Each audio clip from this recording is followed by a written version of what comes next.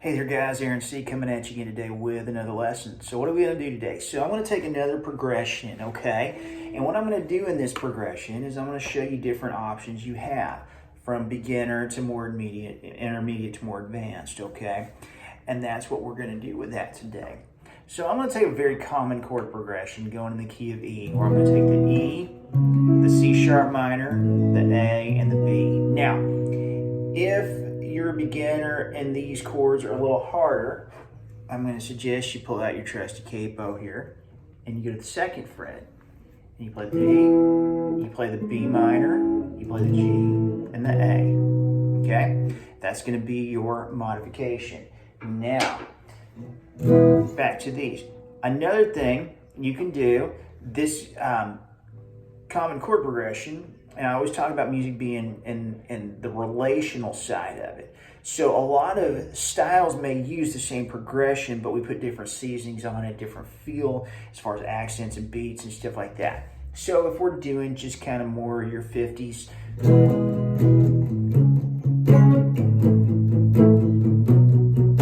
okay, if we want kind of more of a middle of the road,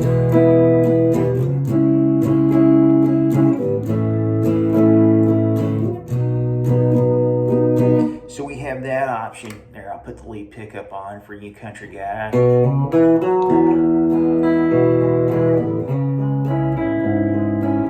that alternate bass line in there.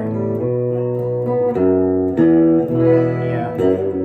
There you go. Get that little bend in there for you, Showa. All right. Okay, so we got that going on there. Okay. Now that is more on the beginner side, climbing up the intermediate side. Now, and for a lot of you rockers that kind of want the open strings, you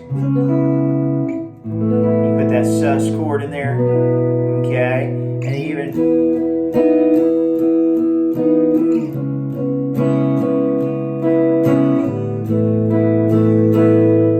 And this even works if you're playing your acoustic rhythm because you have those open strings, so even though you have the higher fretted notes, it still rings out, and that's okay. That is one of the things you want to be aware of if you are playing an acoustic guitar. There's nothing wrong with doing bar chords, but if you're looking for the sustain, you just may not have long periods of it on the acoustic. So that's just a little side note there.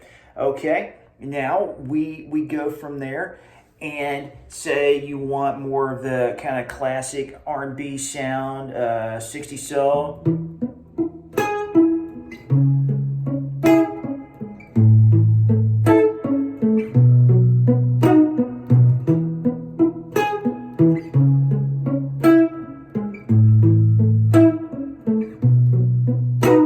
Okay, that would be the rhythm side of it. I'm palm muting, which is where I take the heel of my hand, I put it over the strings here. Okay, so you dampen the string. You don't kill it, you dampen it. If you hear too much, you're doing it wrong. If you don't hear enough, you're doing it wrong. Find that happy place in the middle. Okay, so you could do that. Add some of those double stops in.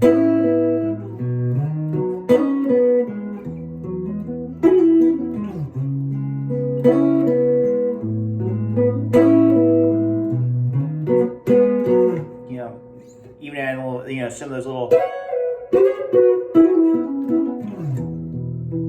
and even go back down to the open chords if you want to. Okay, that is another option. Now, if you want more of the jazzier side, I would, of course, add the major sevens, minor 7, major 7 for the 4, 7 for the 5. Okay. Comp change.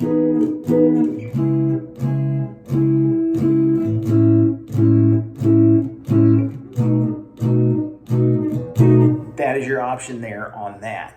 And even if, you can even put some major 7s, some major 9s.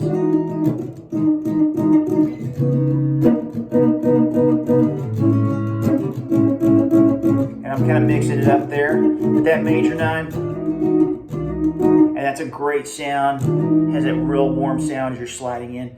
So as far as if you're composing any leads, any scales, the E major, this standard 6-string pattern here, and even this 5-string pattern here on the 7th fret, And once again, your great E pentatonic is a great one if you just need something to go to as well. So both of those are great destinations to arrive at when you're composing a melody, lead, all the above.